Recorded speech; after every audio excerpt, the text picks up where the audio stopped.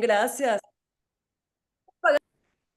Minutitos. Bueno, buenas tardes.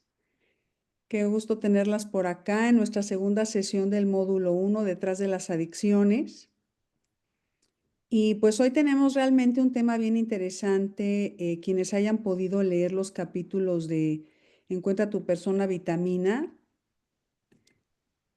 Quien no haya podido leerlos, no importa, los pueden leer después.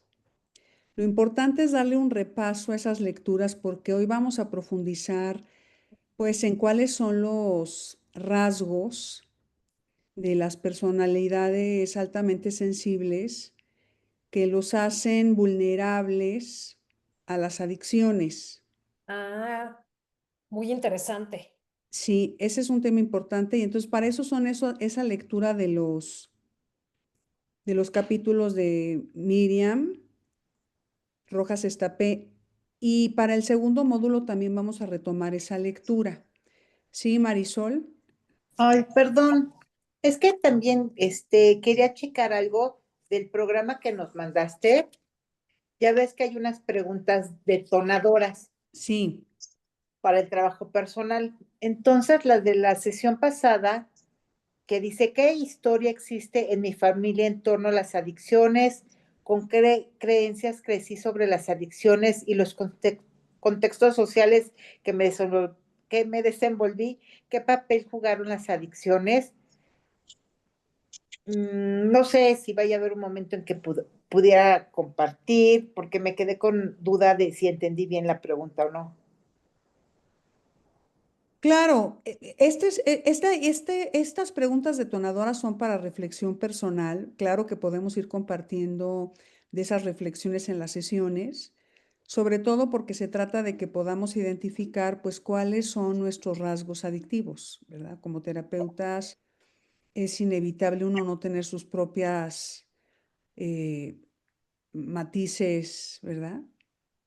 Y atenciones que hay que prestar en torno a esto, ¿verdad? Sí, Sobre todo, pues para poderlo detectar y trabajar lo que nos toque trabajar. sí, porque bueno, yo quisiera, si me permiten, nada más así brevemente, por ejemplo, en la primera pregunta, ¿qué historia existe en mi familia en torno a las adicciones? Pues yo me quedé pensando, pues es que no hay personas adictas, o al menos en mi círculo, papá, mamá, hermanos y eso no.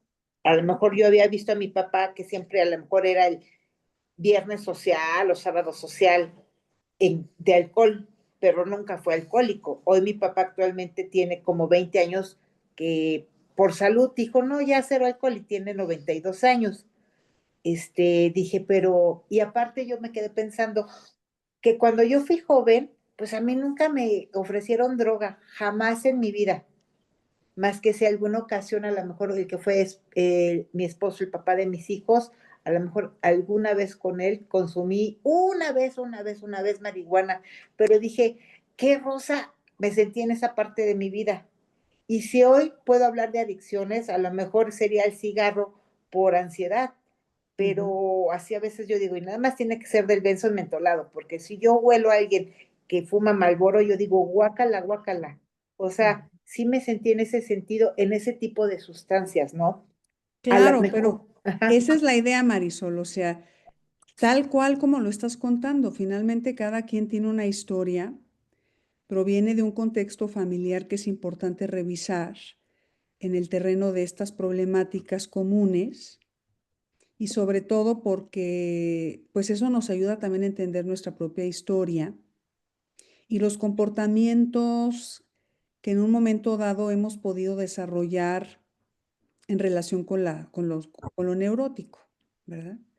Que vamos a ir revisando cuáles son esos aspectos de neuroticidad que tienen también las personas que desarrollan adicciones, ¿sí? Entonces, es eso, es contar nuestra historia en las diferentes preguntas detonadoras y la de cada quien va a ser diferente, pero de eso se trata, de que uno revise su historia y está bien. Nada es bueno ni malo, es lo que es, ¿verdad? O sea, desde esa honestidad con respecto a nuestra propia historia, y bueno, ¿sí? esto me resulta vergonzoso, pero desde esa falta de experiencia, no sé, o a lo mejor no se requiere tener experiencia, ¿no? Pero, por ejemplo, mis hijos, los dos han tenido experiencia con la marihuana. Mi hijo una vez y no le gustó, cero. Pero dije, y mi hija tampoco. O sea, también, pero dije, ay, ¿por qué no me di cuenta como mamá? Es lo que me preocupó, Bueno, ¿sabes? vamos a ver muchas cosas que a veces ya ni tienen que ver con los padres. Son elecciones, ¿sí? Aquí también se vuelve muy interesante porque vamos a revisar algunos aspectos que tienen que ver con la forma en cómo vamos interiorizando y generando símbolos en torno a estas figuras principales, ¿verdad? Los padres, los abuelos, los hermanos y nuestras primeras experiencias en la infancia, la adolescencia, y verán ahí las preguntas cómo van. Y pues la idea es que se dé cada quien un espacio de escritura y de reflexión con base en estas preguntas. Sí, Miriam, ¿quieres comentar algo? No. ¿Mayra? No, gracias. Pero lo que sí puedo decir que se me hizo interesante, digo, esta parte personal, aunque sé que esto va más desde también nuestra formación como terapeutas, ¿no? Sí, Y, claro. pero sí me fue muy revelador que a mí me causó conflicto. Es que son temas que causan conflicto, invariablemente, porque es el pan nuestro de cada día. Hoy ahora hay que sumar otras cosas que también iremos viendo, pero esa es la idea de las preguntas detonadoras y de ir haciendo este diario de reflexiones personales en torno a estos temas, ¿verdad? Y bueno, hoy me interesa mucho que nos adentremos en algunas características de las personas que desarrollan una personalidad altamente sensible y nos vamos a centrar en uno de los rasgos pues, más importantes y el que genera toda la problemática en caso de que esta persona desarrollase adicciones. O sea, quiero que entiendan qué es lo que la hace vulnerable. Voy a compartirles pantalla, nada más que déjenme acomodar estas pantallas porque se hace aquí una pelotera. Ahí voy.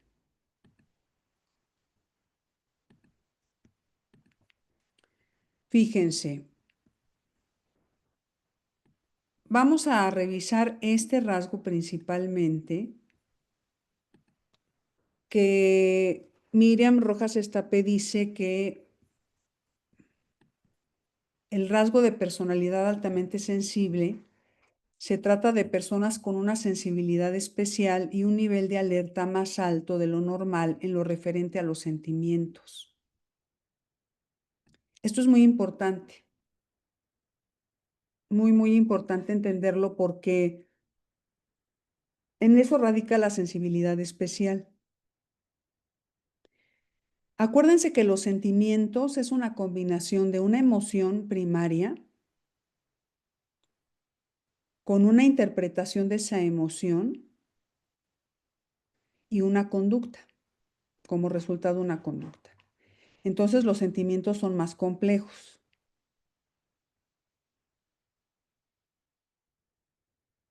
Y fíjense, un nivel de alerta más alto. Esto lo que nos dice es que Aira, son ¿me puedes personas repetir lo que dijiste, porfa? de qué. De lo que es un sentimiento, las personas. Sí, o sea, un sentimiento es una emoción primaria más una interpretación que hace la persona sobre esa emoción y el contexto. Y eso como da como resultado una conducta.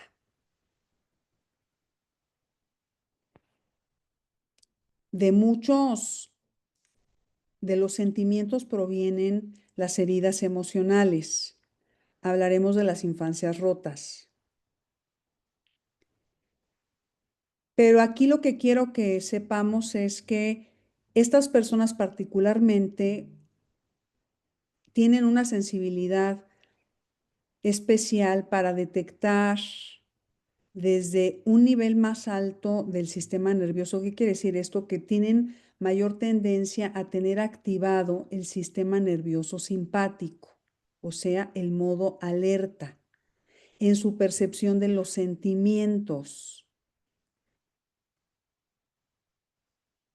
Y ahorita vamos a ver algunas características que tienen los niños paz. A ver, por ahí levantó la mano Tere. Gracias, Mayra. Es que fíjate que ahorita que estabas definiendo el sentimiento, es que como que hay muchas teorías de qué es primero, si la emoción o el pensamiento, ¿no? Porque generalmente te dicen, que lo que tú piensas de las cosas es lo que sientes, pero más bien sería como el sentimiento. La emoción es la primera, como para separarlos. Esa, Sí, la emoción es primero porque la emoción es completamente fisiológica. Es una reacción del cuerpo a un estímulo externo. Y esta percepción de la emoción o la emoción se genera desde un estado más alerta del sistema nervioso simpático, o sea, todo el modo de alerta que tiene que ver con el miedo,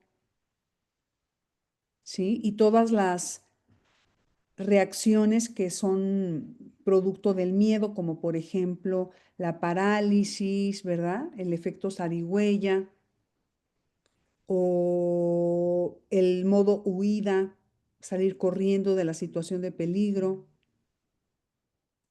Oye, pero por ejemplo, si de pronto tú le tienes miedo a algo porque tú tienes la creencia de que eso es malo, ¿qué sería primero?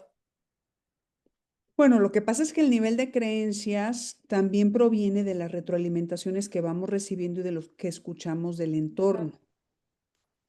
Entonces, los PAS tienen la particularidad de que son muy observadores. Ujú. Entonces se dan cuenta de muchas cosas, escuchan mucho, son muy empáticos. Entonces, eso los hace muy sensibles a percibir estados de ánimo, la energía que producen las emociones. Son sensibles a eso. Ok. ¿Sí? Y claro, ya después todos los juicios morales, las carencias que pueden surgir a partir de esas interpretaciones, de los pensamientos que se van desarrollando en torno a eso. Lo que pasa es que los niños paz son paz desde que son en la infancia media, desde que son bebés, ¿sí?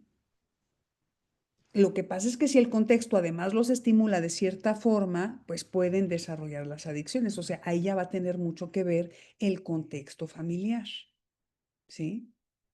Para que se dé o no esa problemática.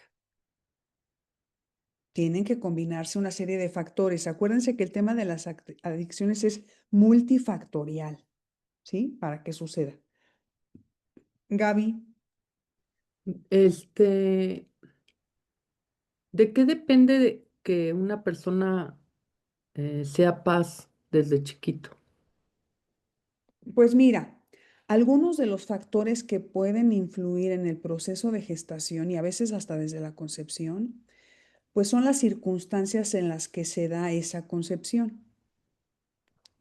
Si, por ejemplo, es en una situación de violencia, si es en una situación de temor, de un profundo placer, de un encuentro íntimo, lleno de afectos, o si la madre está pasando por un proceso de ansiedad o el hombre también, si es producto de un encuentro bajo el efecto de algún estimulante.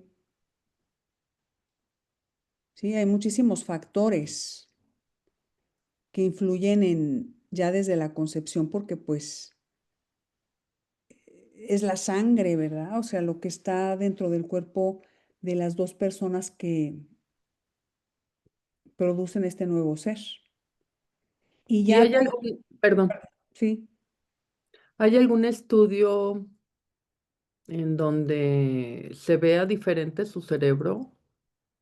pues mira, quien ha hablado más de esto es este Boris Cyrulnik en su libro Bajo el signo del vínculo. Él ahí habla mucho de todo lo que impacta la gestación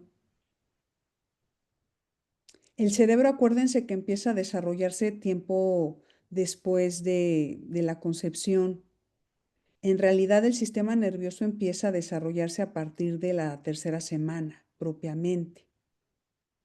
Hasta antes es solamente pues la combinación y la división de las células.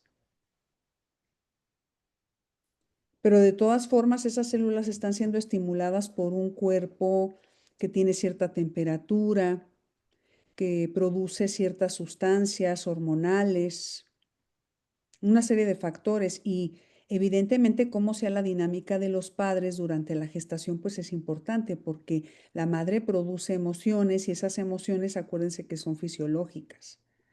Madres que son muy ansiosas durante el embarazo, pues sí pueden desde ese momento estimular de tal forma el desarrollo embrionario del sistema nervioso que ya desde su gestación pues tenga ciertos elementos desregulización.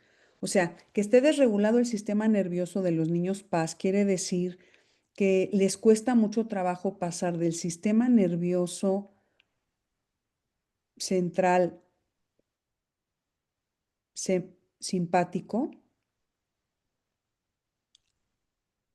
al sistema nervioso parasimpático.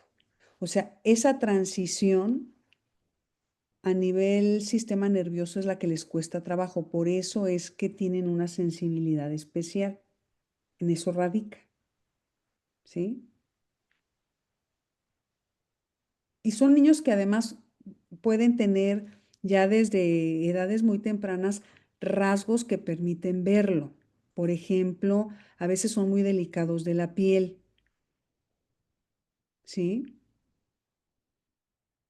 Son niños que son llorones, que con mucha facilidad lloran mucho.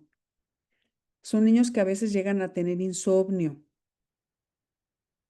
O sea, ya empiezan a desarrollar algunos rasgos de ansiedad. Pero es un rasgo de personalidad, ojo, no es un trastorno. Es un rasgo que tiene un impacto en la percepción de la realidad, sobre todo en torno a los sentimientos.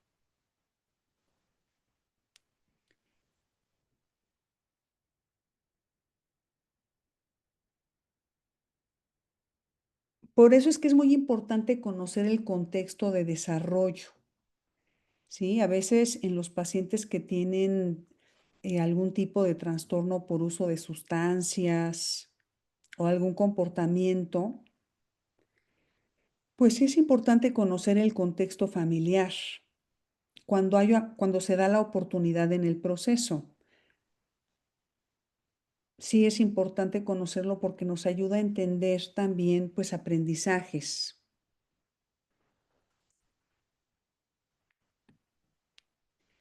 Ella también habla de un concepto muy importante que es persona tóxica, ¿sí? Y ella comenta que una persona no es tóxica de por sí. Esto me parece muy importante de comprender. Lo que es tóxico es el efecto que genera una persona o una situación en ti, en mí. Esa persona con su actitud, con la manera en cómo me estimula a nivel de la percepción, se puede conectar con ciertas heridas, con ciertos patrones de aprendizaje, pues un poquito envenenado, ¿sí? Todos tenemos algo de toxicidad, que son pues nuestras heridas emocionales y cómo las hemos ido pues trabajando o no, ¿sí? Entonces las personas no son tóxicas, el efecto que producen en nosotros es lo que resulta tóxico, con lo que conecta. ¿Y qué es con lo que conecta? Pues con nuestro universo simbólico cargado de afectos y significados. La manera en cómo hemos introyectado a nuestra madre, a nuestro padre, a nuestros hermanos, la visión de la vida que hemos desarrollado, los desafíos que hemos resuelto a veces de una forma pues dolorosa, sufrimientos que no hemos afrontado de manera correcta, en fin, o sea, un montón de cosas son las que se convierten en símbolos.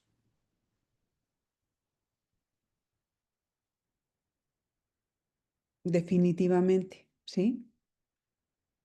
Entonces, esto me parece muy importante porque cuando decimos es que esa persona es tóxica, lo que estamos haciendo es también echar para afuera el malestar que traemos interno.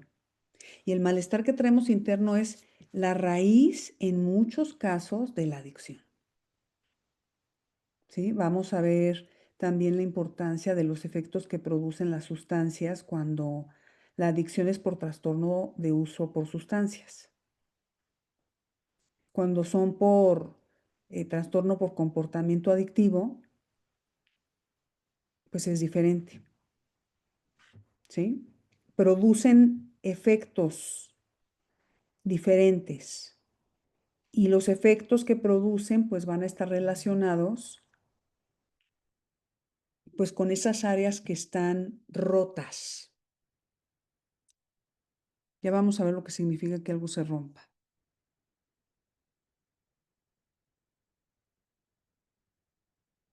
Entonces, reconocer el efecto que una persona produce en nosotros pues nos ayuda realmente a hacernos responsables, que eso es algo muy importante en la intervención logoterapéutica. En estos casos, que la persona se haga cargo de todo lo que está tóxico dentro de sí misma, que sea consciente de todo su malestar.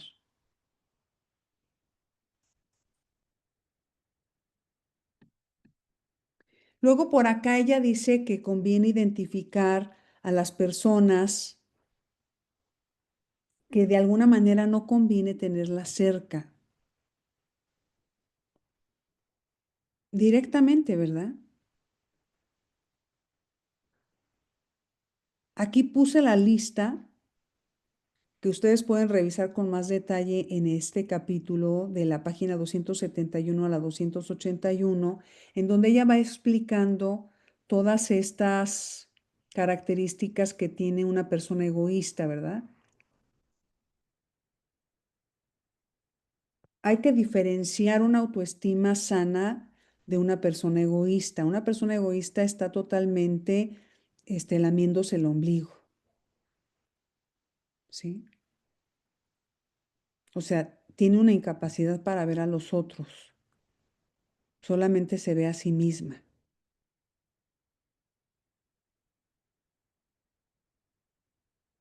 Una persona que tiene una autoestima sana, pues se cuida, ¿verdad? Se cuida de la nutrición emocional de la que se rodea y también de los espacios en los que aprende a estar en soledad. El negativo, hay gente que es profundamente negativa, que todo está mal, que todo se imagina los peores escenarios, que los pensamientos constantemente son en torno a eso, las conversaciones también. Todo siempre está visto bajo el tamiz de, pues de cierta nebulosidad y de miedo, ¿verdad? Teñida por el miedo. Una realidad vista desde esa perspectiva. El envidioso, la gente envidiosa también de alguna forma está afectada porque ve que los demás son mucho mejores que ella, ¿no? Y envidia, quisiera tener el lugar que tienen las otras personas, las cosas que tienen las otras personas, los maridos, los hijos, las familias. En el fondo, pues hay una insatisfacción profunda con respecto a lo que se ha logrado en la vida, o a lo que se tiene, o a lo que se es. Entonces también es un sentimiento de carencia, de insuficiencia. Y esto es importante porque también en las personas que tienen estos rasgos, pues muchas de estas son también susceptibles de desarrollar adicciones, porque también hay un malestar interno, ¿sí? Y donde hay malestar interno, y ciertos componentes del contexto, pues se vuelve mucho más viable que en otros casos. Pero como hemos visto ya cifras,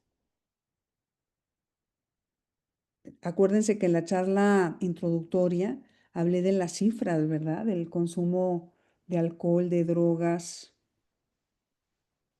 Es impresionante verdaderamente. La víctima, ¿verdad? Que también es otro personaje que tiene sus características.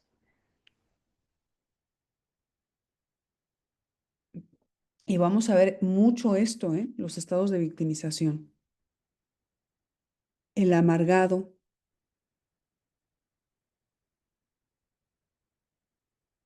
Fíjense cómo todos están bajo un sentimiento de desprotección, de desamparo, de frustración, de miedo a la soledad, de miedo al abandono, de miedo a la pérdida. O sea, y es una forma de relacionarse con la vida, pues desde el sufrimiento, desde un sufrimiento que no ha sido afrontado de forma adecuada. Hay muchas marañas ahí adentro. Y por supuesto que todas estas personas, pues,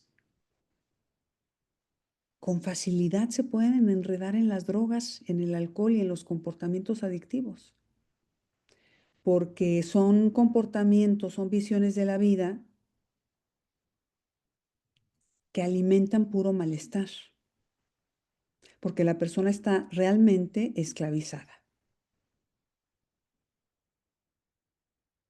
El que juzga, por ejemplo, que a veces tiene una tendencia perfeccionista, el que critica también, y sobre todo esa crítica mordaz, descalificadora, minimizante, ¿verdad? El manipulador, que también está muy relacionado con el decir mentiras, chantajear, distorsionar la realidad. Siempre un discurso truculento. Este perfil también es un perfil, es otro rasgo que es muy común que desarrollen o que tengan las personas que han desarrollado adicciones, ¿sí? Tienen todos esos rasgos. El dependiente para todos los aspectos. El put drama in your life también, ¿verdad? O sea, ponle un poquito de sazón de vida, la búsqueda de la novedad, pero también de me va mal en la vida, el autosabotaje, el no sentirse merecedor de la felicidad. O sea, observen cómo todos estos tienen rasgos que los hacen proclives a eso. Y detrás de todas estas características hay una persona sufriente, ¿verdad? Y eso es lo que tenemos a veces que detectar en el adicto. ¿Qué parte de sí misma es la que está sufriendo? Porque a veces no es tan fácil de detectar. Y por supuesto, el trastorno límite de la personalidad, que esto sí ya es más grave, ¿verdad? Casi en todos los casos la persona está experimentando un vacío existencial, que esa ya es la mirada logoterapéutica. ¿Sí? Entender que las personas que desarrollan adicciones de fondo tienen un vacío existencial y están inmersos en una neurosis noógena. Y que psicológicamente pues traen ciertos rasgos de psicopatología, que es a lo que quiero que lleguemos, no sé si hoy en esta sesión o la próxima, pero es lo que vamos a estar revisando, cómo todo esto se va convirtiendo en un caldo de cultivo para desarrollar rasgos de psicopatología relacionados con los trastornos por consumo de sustancias y comportamientos adictivos. El trastorno límite de la personalidad son personas que son muy crueles, que son violentas, que son maltratadoras, pero que no se dan cuenta y que a veces lo maximizan.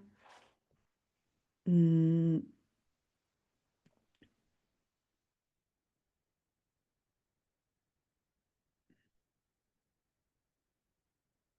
Pero después también tienen como otros encantos que no se ve bien si realmente tiene alguna problemática en su forma de manejarse con respecto a la crueldad y a la violencia, pero sin realmente darse cuenta del impacto que tiene lo que dice, lo que hace, ¿sí?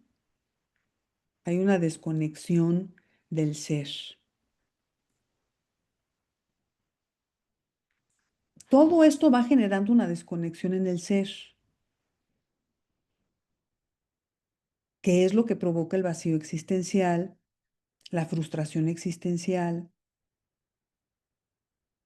y esta desconexión totalmente de la voluntad de sentido. Lo que se va frustrando es la voluntad de sentido.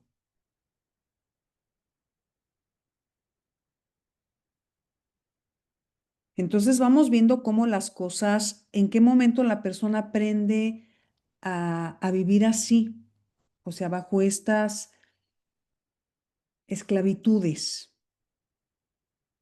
porque son esclavitudes finalmente.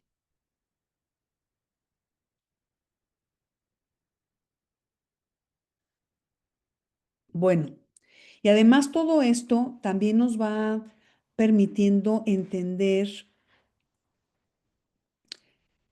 la elección de la sustancia o el comportamiento, ¿sí? O sea, cada sustancia tiene un efecto. Y las personas que tienen tendencia hacia las adicciones buscan el efecto. Esto es importante, ¿sí? Porque el efecto es lo que va a activar el sistema de recompensa en el cerebro. Bueno, entonces vamos viendo la complejidad, ¿verdad? O sea, desde la parte psicológica, qué es lo que va pasando con la dimensión espiritual de la persona y cómo se va generando la adicción fisiológica, ¿sí? La adicción fisiológica y por supuesto la adicción psicológica, en algunos casos más adicción psicológica que fisiológica. Vamos a ver también eso.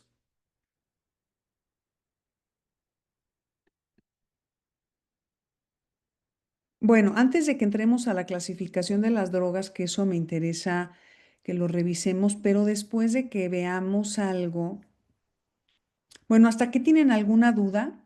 ¿Algún comentario? ¿Va quedando más o menos el panorama?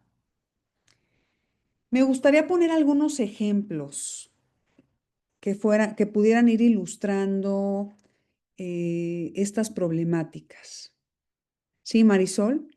Ay, ahora sí, o sea, yo tengo una hija de 22 años, ella tiene TLP, y cuando estaba leyendo en el libro, sí, yo dije, ay, sí es cierto, o sea, cómo su percepción es bien diferente, porque yo hago un comentario, por decir una broma, no sé, yo soy muy bromista. Ujú.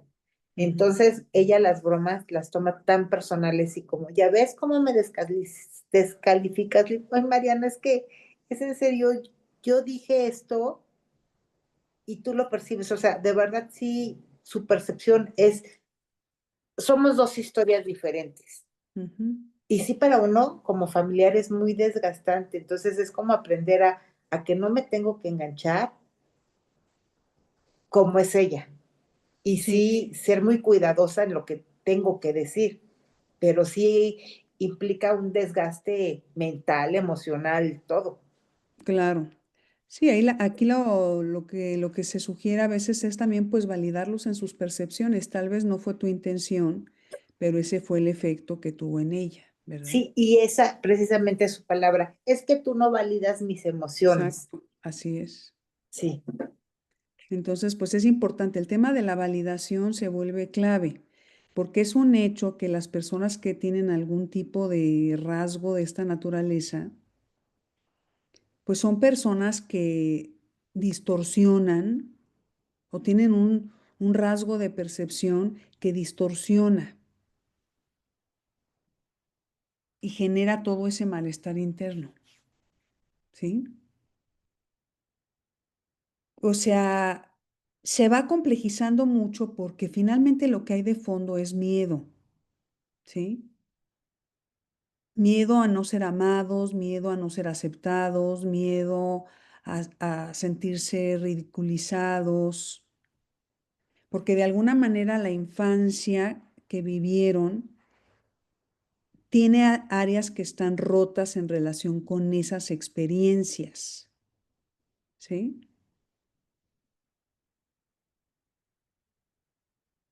Entonces, pues se van desarrollando estos rasgos y sí es importante el trabajo con con la validación y Y sobre sabes todo que que, la persona aprenda a hacerlo por sí misma, ¿verdad? Que no lo esté esperando de afuera, sí, y por ejemplo, ella ahorita que dijiste eso roto, es una frase de ella.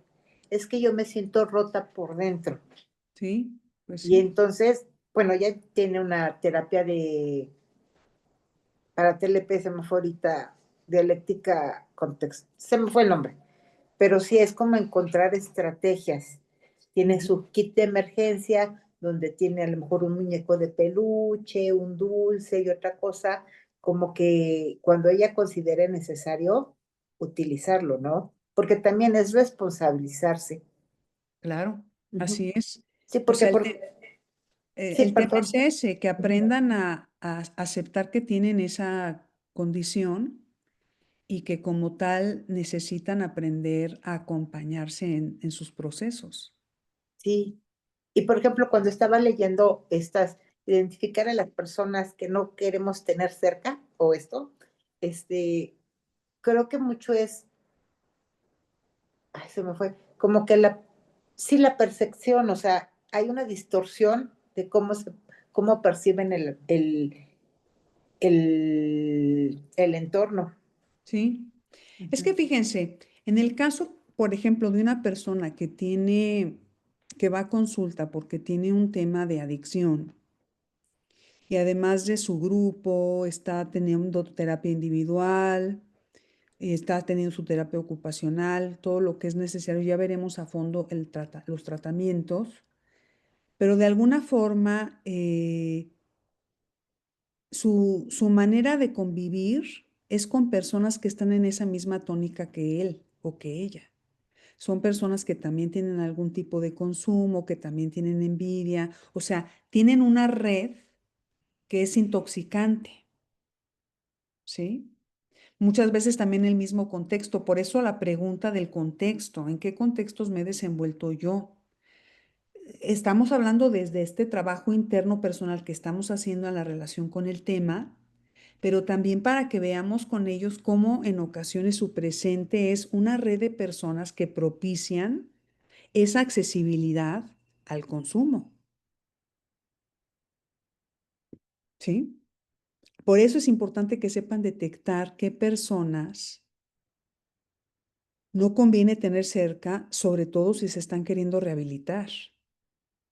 Tienen que armar una red de apoyo diferente, poder convivir con personas que no consuman, ¿sí? Aprender a relacionarse desde el no consumo y ese reestructurar todo su estilo de vida, ¿sí? Por eso es que el tema de la identidad se vuelve muy importante.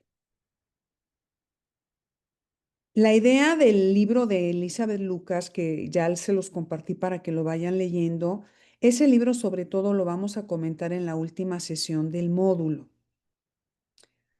en donde dice compartir experiencias, ahí compartiremos tanto lo del diario que cada quien está llevando y lo del libro de Elizabeth Lucas, y así es como vamos a cerrar para apuntalar algunas cosas de lo que ella sugiere para el trabajo desde la logoterapia en los problemas de adicción. ¿Sí, Marisol? Ay, perdón, ahora sí estuve muy leída, ¿eh? Mm, Por ejemplo, a mí lo que me gustó mucho de Elizabeth Lucas, que dice, ¿cómo prevenir las adicciones? Es como, o sea, son tres, ¿no? Ayudar a encontrar un sentido de vida. ujú. El segundo, el ayudar para tomar decisiones llenas de sentido. Y tres, ayudar para mantener las decisiones llenas de sentido. Y Así es. y no sé si lo leí con Elizabeth Lucas o no sé, con Marianne, de que pues nuestra vida siempre está llena de sentido. El chiste es encontrarlo. O Sí, sea, es esa parte de posibilidad. sí. Sí, y totalmente en el caso, digo, en todos los casos, trabajar con el sentido del momento es clave, ¿verdad? Porque el sentido del momento está anclado en el presente. En el caso de las adicciones se vuelve con mayor razón fundamental el trabajo con el sentido del momento. ¿Por qué motivo? Porque la persona está respondiendo a su presente desde su infancia rota, ¿sí? Es el niño herido, sufriente, que no ha podido afrontar el sufrimiento de una forma sana. Trae mucho dolor atorado, ¿sí? Mucho dolor emocional. Y la respuesta que ha dado a la vida por lo pronto hasta ahora ha sido, pues evadiéndolo, ya sea a través del uso de sustancias o de comportamientos, ¿sí? Adictivos. Entonces, el trabajo es arduo para que le vayan encontrando sentido a las decisiones sobre lo que consumen, ¿sí? Porque de eso es de donde pierden y recaen, ¿verdad? Porque no es tan fácil. Por eso los tres aspectos que señala Elizabeth Lucas son muy importantes, porque tienen que ver con que ellos se sientan responsables de sus decisiones de sentido para poder realmente ir haciendo todo ese trabajo minucioso para cambiar el estilo de vida y pues una muy buena limpieza del círculo social. Lo que te estaba diciendo es, ya vi, si es de Elizabeth Lucas, porque ahí pone el Sí, ejemplo de una persona rica que pues no se siente así hastiada de tantas fiestas porque pues lo tiene todo. sí, Entonces accede al whisky y al LSD sí, para encontrarle sentido a su vida. Pero igual al principio dice que las actividades filantrópicas también es algo que nos da mucho sentido. Digo, si él fue tan rico, pues puede hacer uso de su riqueza, pues para ayudar a otras personas, ¿no? así es el tema de la autotrascendencia. Y a Sí. veces sin tenerlo, o sea, a veces no podemos ser multimillonarios, pero cuando hacemos alguna labor social, eso como que, bueno, a mí me llena mucho. El voluntariado, por supuesto, ¿sí? El voluntariado, el trabajo social, definitivamente porque hay que promover la autotrascendencia totalmente, ¿sí? Y que puedan capitalizar su experiencia. Las personas que logran rehabilitarse a un proceso de adicciones son las personas idóneas para tratar con personas que quieren rehabilitarse. No necesariamente el terapeuta debió pasar por ahí, pero si pasó, es que qué maravilla que pueda aprovechar su propia historia para ayudar a otros, ¿sí? Entonces, bueno, es esa última sesión. Iremos sacando como ahora lo que pone sobre la mesa, porque también Elizabeth Lucas cuenta muchos casos y es importante. Para eso quiero que veamos la película de Transpotting. Ya se las puse ahí en la agenda. Está en YouTube, les puse la liga. Es una película fuerte. Es una película de ficción, pero está muy bien tratado el tema del consumo de las drogas sintéticas, que es un mal de nuestro tiempo, ¿sí? Porque son en muchos casos drogas psicodélicas. Y las drogas psicodélicas tienen un efecto en la percepción de la realidad. Y sí pueden desarrollar alteraciones y cambios en los estados de ánimo. Entonces es una película muy interesante, cinematográficamente también es una película muy interesante, entonces la comentaremos oportunamente para que podamos ir viendo la importancia de entender el efecto que tiene la sustancia en la persona que lo consume, porque también eso nos va a dar pista en relación con su herida emocional, ¿sí? Vamos armando su mapa del dolor interno para poder llegar al niño herido, al niño roto, porque es el que tenemos que localizar, es el que anda perdido, ¿sí? El trabajo con el niño herido se vuelve clave. En el último módulo, haremos un trabajo con el niño herido, ¿sí? Porque es muy, muy importante. Bueno, entonces más o menos ya así es como vamos a ir haciendo el trabajo. Las lecturas se las iré mandando, las que van a ser complementarias a la lectura del libro de Elizabeth Lucas.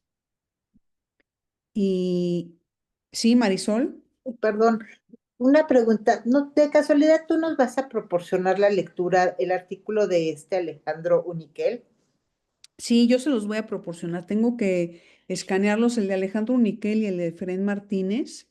Yo se los voy a proporcionar, ¿sí? Y ahorita que dijiste esto del trabajo del niño herido, ¿irás a hacer un taller así como para el final, como la vez pasada, presencial, Sí, para que nosotros trabajemos?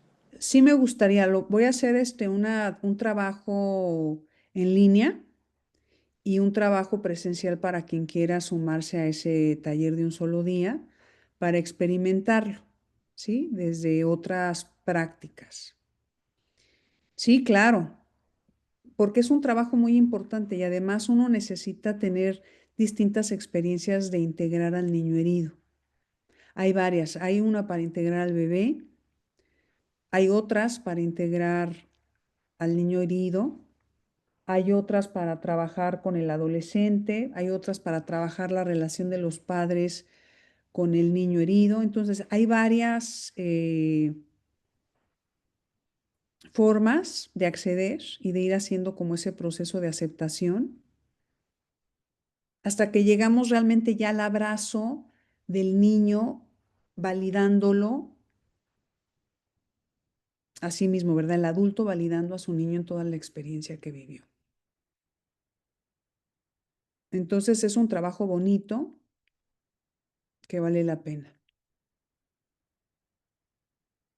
Bueno, entonces me interesa ahora que veamos, Nos ibas a dar unos ejemplos, Mayra. sí, los ejemplos. Gracias, Tere. Ejemplos. Hay personas, por ejemplo, que consumen cocaína, ¿sí? La cocaína es un tipo de sustancia que produce un efecto estimulante, ¿sí? Y eso significa que producen efectos a nivel del sistema nervioso central, de agitación, de euforia, de activación, de alerta. Y normalmente la cocaína va relacionada con el consumo de alcohol, ¿sí? Esto es importante porque pues ya son dos sustancias, ¿verdad? Y si además hay tabaco, pues ya son tres. Entonces hay que sumarle, ¿verdad? Porque fíjense, en el caso de la cocaína para arriba y el alcohol para abajo es depresor. Entonces, fíjense los cambios a nivel de, de la producción de neurotransmisores. Lo que alteran es la producción de neurotransmisores. Un estimulante activa el cortisol, la noradrenalina, la adrenalina, generando una excitación del sistema nervioso simpático. Por eso es que desarrollan ansiedad. Y una de los síntomas de abstinencia del cocainómano es las crisis de ansiedad tan fuertes que tienen por abstinencia. Bueno, el alcohol es depresor.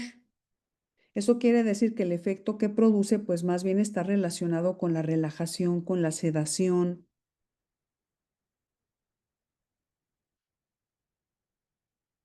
con ese tipo de estados que más bien nos ponen en un modo parasimpático, un efecto más calmante.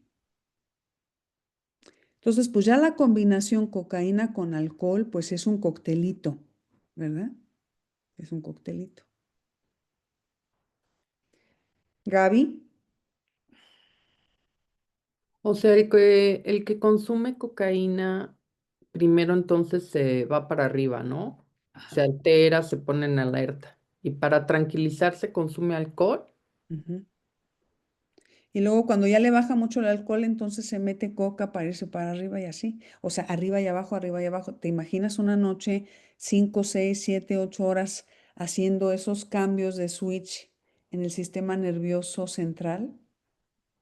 O para bajarse la borrachera, ¿no? O para También ya bajarse a cuando la están muy borrachera borrachos, también. se meten la Ajá, coca y ya los vuelve a activar y exactamente, aguantan mucho más. exactamente. Entonces es muchas horas despierto. Fíjense todo lo que se está alterando. Vienen los trastornos del sueño, evidentemente, insomnio,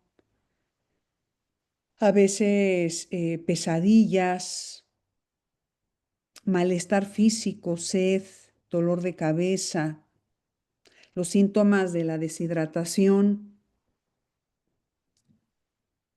y del desequilibrio homoestático, ¿sí? O sea, se desequilibra el cuerpo. Entonces, pues el malestar, ahí te digo, ¿verdad? Las crudas, la cruda realidad por algo le dicen, ¿verdad? O sea, se acabó la pachanga, se acabó la fiesta y ahora sí, siéntete de la patada.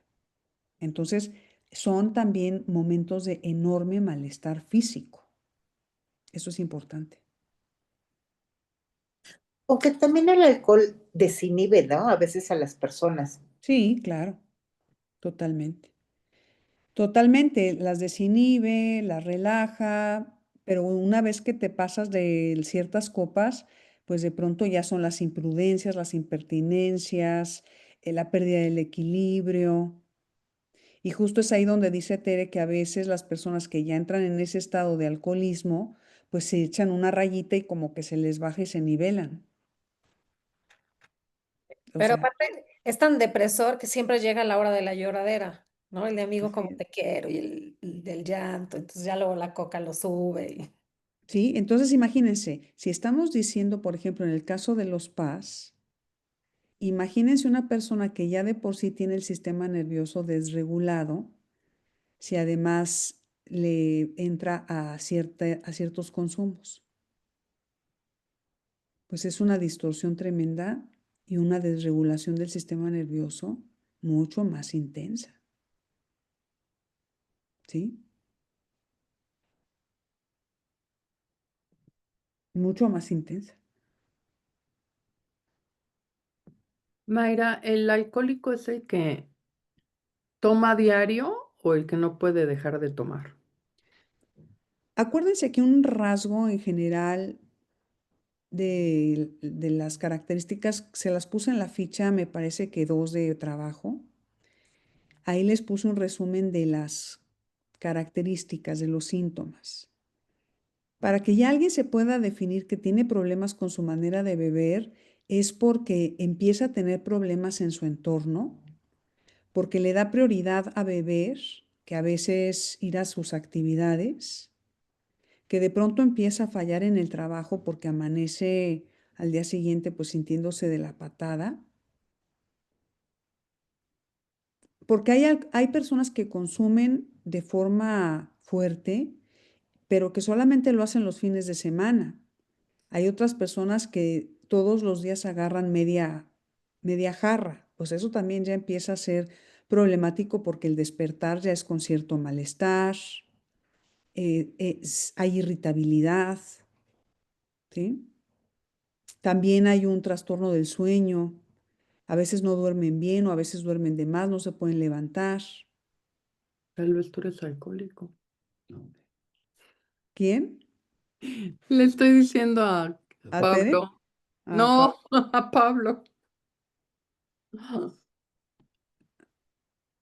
ya le tocó. Ya le tocó aquí su... Ya me voy. Bueno, entonces, todas esas cosas son importantes de considerar. Habíamos dicho que hay niveles leves, moderados y graves. ¿Sí? Esto también es importante. Entonces, ahí hay un caso, por ejemplo, del que consume cocaína y alcohol, y el tabaco, pues finalmente es un coadyuvante, ¿verdad? La nicotina también es sumamente adictiva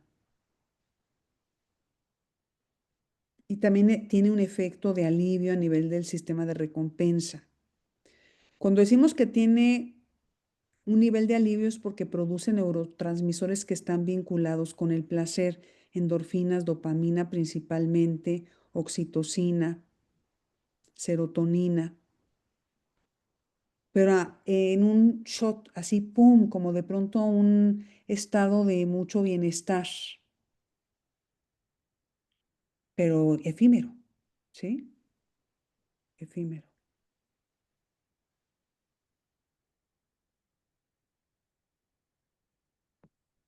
Entonces, bueno, así vamos a ir viendo casos muy diversos y nos vamos a dar cuenta de la problemática también tan seria que significa pues todo el tema de la rehabilitación, ¿verdad?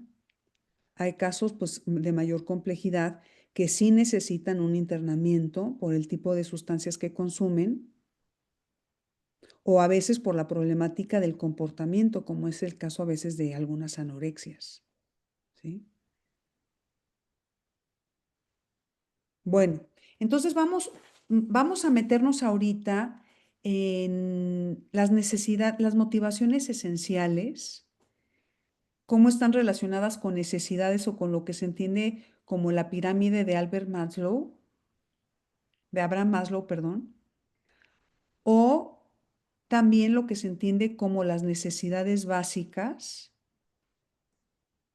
Y vamos a ver cómo de ahí la no satisfacción adecuada en el desarrollo del apego seguro es la que va haciendo que las personas tengan tendencia al desarrollo de determinados trastornos, o sea, nos ayuda a comprender la psicopatología. Es un esquema. Evidentemente, la complejidad es tremenda porque recordemos la tesis de la persona de Víctor Frankl, que somos una unidad tridimensional, o sea, todo está interconectado, y somos una unidad y una totalidad. Esas dos tesis de la persona son muy importantes porque más que ningún otro problema como son las adicciones, hay que estar muy atento a todo el cuadro de los rasgos que presenta la persona.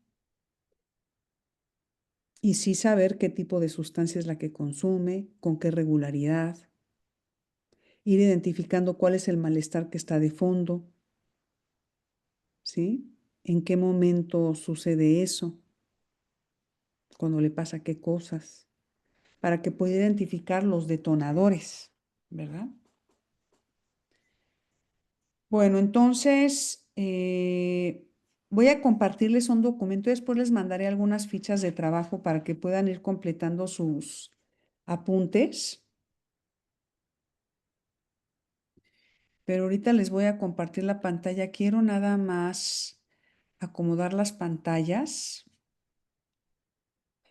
porque si no,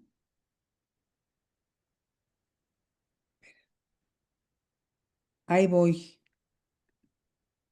Esto no es. Tú tranquila, nosotras nerviosas. Ay, sí. Aquí está, ya lo encontré. Es que esto lo tengo en documento.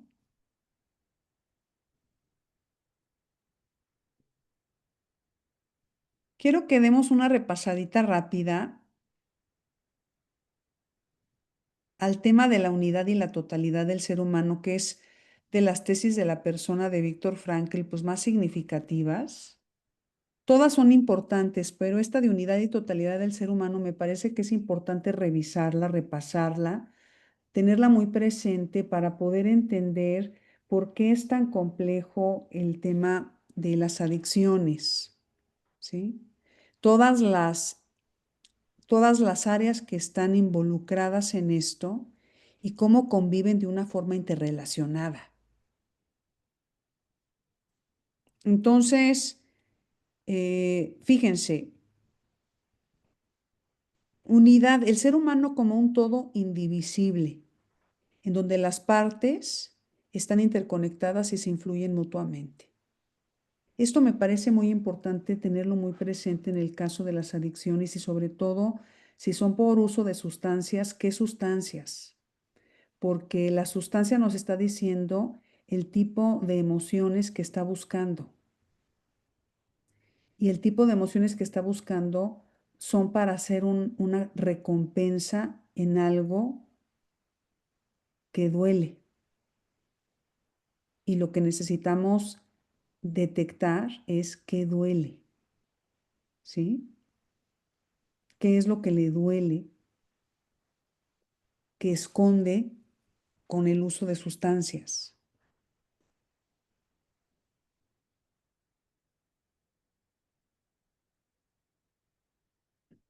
Entonces, esta se me hace muy, muy importante no perderla de vista y pensar en las dimensiones, pues que son todas las dimensiones del ser humano, ¿verdad? Que a veces creemos que no están funcionando de forma interconectada y sí, o sea, el cuerpo físico, el cuerpo emocional, el cuerpo mental, la dimensión psicológica, la dimensión creativa, la dimensión social, la dimensión espiritual. Todas estas dimensiones están interconectadas en la persona. Es una totalidad del ser humano como algo más que la suma de sus partes. Posee cualidades emergentes que solo se manifiestan en la interacción de todos sus componentes, ¿verdad? O sea, cuando hablamos de rasgos de personalidad, pues son esos aspectos en donde interaccionan muchos componentes de su sistema nervioso, de su historia, de sus experiencias, de su sensibilidad, de su contexto social, del tipo de relaciones que ha desarrollado a lo largo de la vida. Todo eso influye, todo eso influye. Y quiero que nos vayamos encaminando desde este módulo al tipo de enfoque integral que propongo para la atención de las adicciones. Un enfoque integral y holístico, en donde la logoterapia es la principal herramienta, pero no es la única. ¿Sí? Entonces, aquí les pongo la importancia de la perspectiva holística, ¿verdad? Que es reconocer la interdependencia entre las diferentes dimensiones del ser humano para comprender su funcionamiento y desarrollo, evitar el reduccionismo y la fragmentación en el estudio y la intervención, promover el bienestar integral y el crecimiento de la persona. Esto se los voy a compartir para que lo tengan.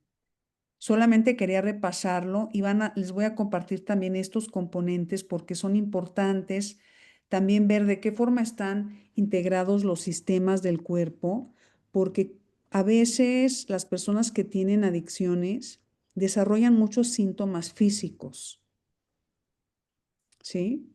Desarrollan muchos síntomas físicos, problemas de las vías respiratorias con frecuencia, a veces desnutrición, ¿sí?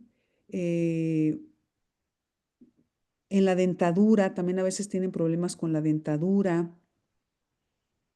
El aspecto también físico a veces puede ser descuidado.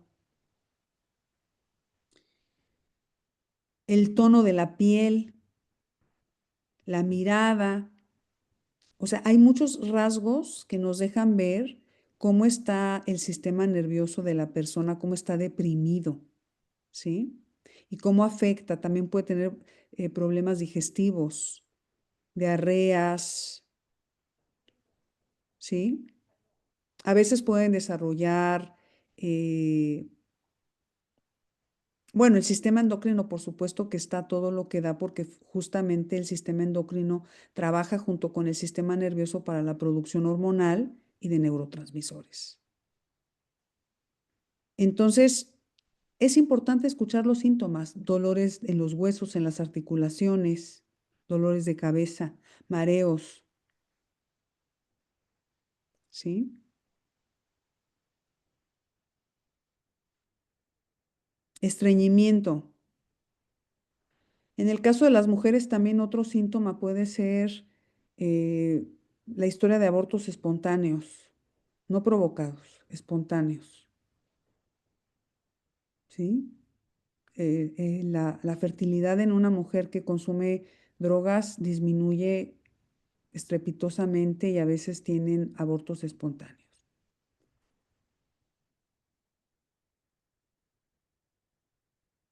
Entonces, esto me parece importante que lo tengamos presente porque son todas las aristas con las que necesitamos trabajar y entender para poder realmente ayudarle a la persona que vaya teniendo un proceso de autoconocimiento.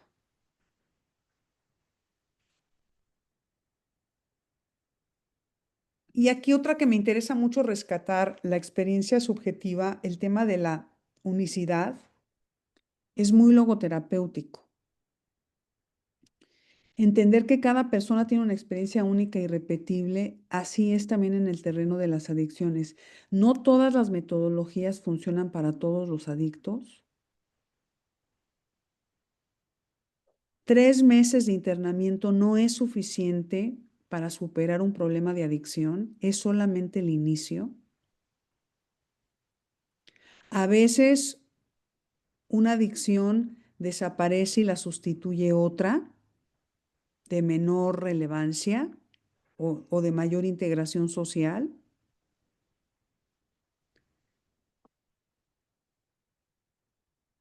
Y es muy importante entender que la unicidad está construida a través de la subjetividad de una persona, ¿sí? De su percepción y de la percepción sobre su propia experiencia, la autopercepción.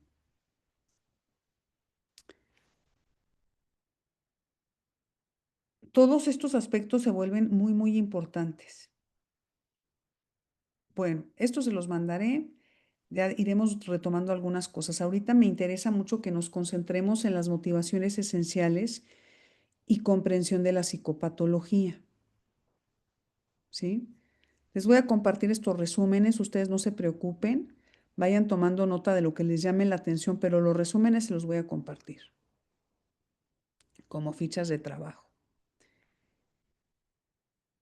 Las motivaciones esenciales son fuerzas internas que impulsan al ser humano a actuar, a buscar objetivos y satisfacer sus necesidades fundamentales. Esto es muy importante porque la voluntad de sentido es una motivación esencial y es la motivación esencial de la dimensión espiritual, que es de la que está desconectado el adicto. ¿Sí? El adicto, desde el punto de vista de la dimensión espiritual, padece una desconexión del ser y experimenta esa experiencia desde una sensación de vacío existencial, frustración existencial.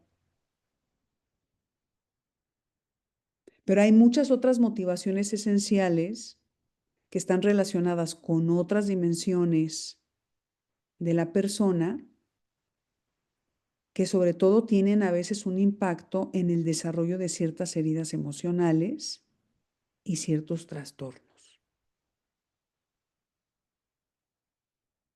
Y esto me parece importante. Observen aquí la relación entre motivaciones y psicopatología. La frustración o la distorsión de las motivaciones esenciales puede contribuir al desarrollo de los trastornos mentales. Y yo les comenté la sesión pasada que el trastorno por uso de sustancias o comportamientos adictivos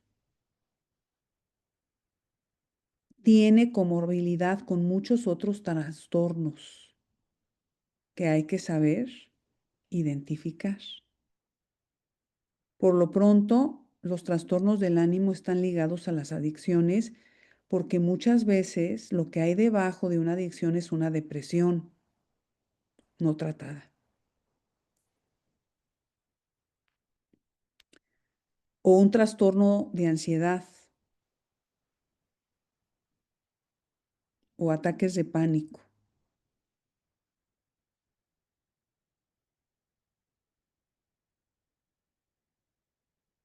¿Ok? Entonces sí es importante saber los trastornos del sueño también. Y en algunos casos vamos a ver cómo pues genera otros trastornos como los trastornos alimenticios, por ejemplo. Veamos aquí. De las motivaciones esenciales me interesa ver la parte de las necesidades fisiológicas, todo lo que tiene que ver con cubrir las necesidades emocionales de alimentación, sustento, vestimenta, protección, techo, ¿sí?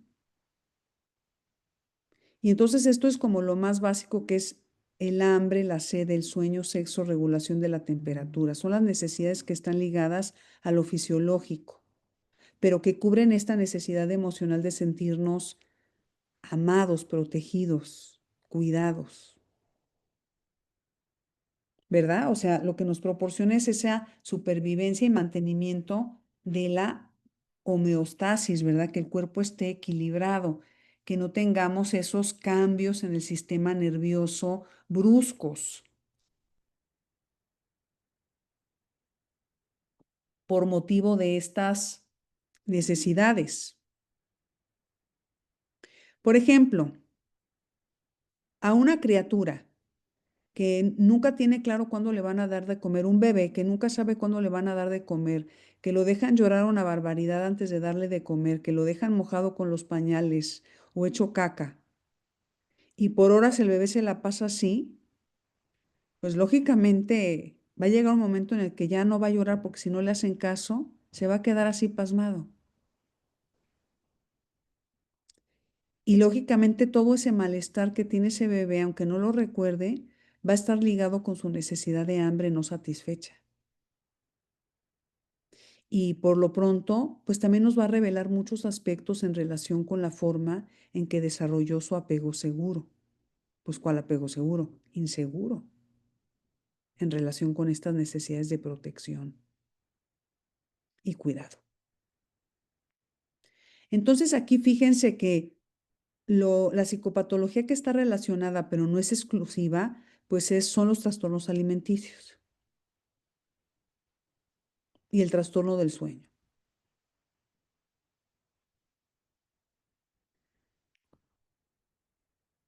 Porque lógicamente también los niños, desde los niños pequeños empiezan los insomnios cuando tienen mucho miedo en la noche. El miedo es una experiencia natural en los niños, pero cuando es exagerada genera insomnio y eso nos está hablando de que el niño trae ansiedad. Probablemente esté pasando por momentos de mucho miedo, de mucha tensión emocional con base en el miedo. Puede ser niños que tengan un contexto de violencia familiar. Puede ser niños que estén sintiendo amenazada su integridad física, ¿sí? Niños que a lo mejor tuvieron abuso sexual en la infancia, que hayan pasado frío.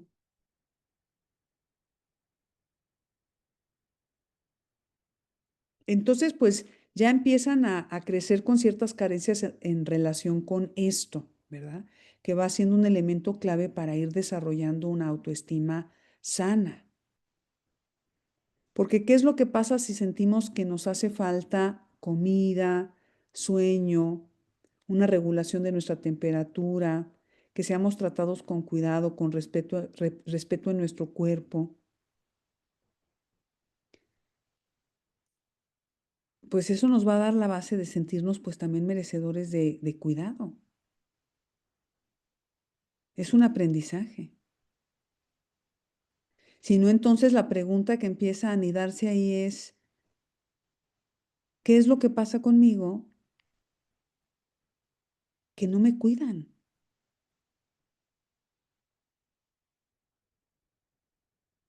Probablemente no soy consciente de esta pregunta, pero estoy teniendo una experiencia así. ¿Por qué me abandonan? ¿Por qué no me cuidan? ¿Por qué no me dan de comer? ¿Por qué me dejan llorando tantas horas? ¿Por qué me dejan con este pañal miado? El bebé lo va a sentir a nivel de sensaciones de incomodidad, no necesariamente como un pensamiento, sino como memoria somática, ¿sí? Y entonces va a activar ciertas zonas del cerebro que están relacionadas con la memoria somática. Es el sentir sus nalguitas llenas de pipí, de humedad. Imagínate, durante 2, 3 horas, pues se rozan, les empieza a arder. Hay toda una sensación ahí corporal, ¿sí? ¿Va quedando claro esto? ¿Cómo va después desarrollando problemáticas que pueden desencadenar heridas emocionales más significativas, o sea, que vayan cargándose de más significado? Entre más significado tiene una herida emocional, también tiene más historia, rollo, embrollo.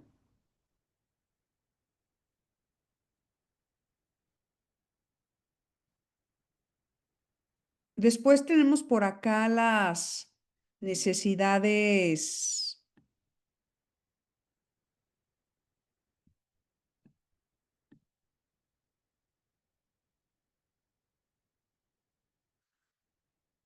las necesidades de seguridad, que también son muy importantes, que son todas las que cubren también otro aspecto de la protección en términos de estabilidad, de orden, de estructura, de que hay una ley siempre supone un orden, una claridad y límites, límites que sean saludables, límites que nos ayuden al cuidado de nuestra dignidad, límites que nos ayuden a saber lidiar con cierto nivel de frustración. Entonces, también aquí se están cubriendo necesidades emocionales importantes que favorecen que desarrollemos un apego seguro. Si esto no se cumple, si no se da esta seguridad en términos de sentimiento de seguridad física y emocional, pues vamos a tener también aquí otra psicopatología relacionada con trastornos de ansiedad y trastornos de estrés postraumático. Porque casi siempre en este tipo de entornos en donde no se dio una seguridad emocional y física, pues hubo maltrato. La seguridad física se pierde cuando nos golpean, ¿verdad? Y si es una constante, a ver, no es lo mismo una nalgadita correctiva, un manazo correctivo, que no está cargado de una emocionalidad, sino que es simplemente un límite.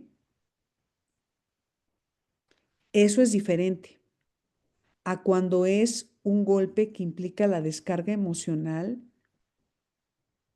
de una frustración del adulto. Sí, porque hay un desquite, se desquitan, se descargan. Eso rompe toda la seguridad física. Fíjense la palabra que dije, rompe. ¿Sí? Aquí ya vamos entrando en el terreno en donde se empiezan a romper las infancias. Si mis padres me golpean, entonces, fíjense nada más qué mensajazo. Me quieren, pero me golpean, me quieren. Entonces el aprendizaje del amor está todo distorsionado. Ahí hay el germen de muchísimas, muchísimas relaciones también ligadas desde la violencia.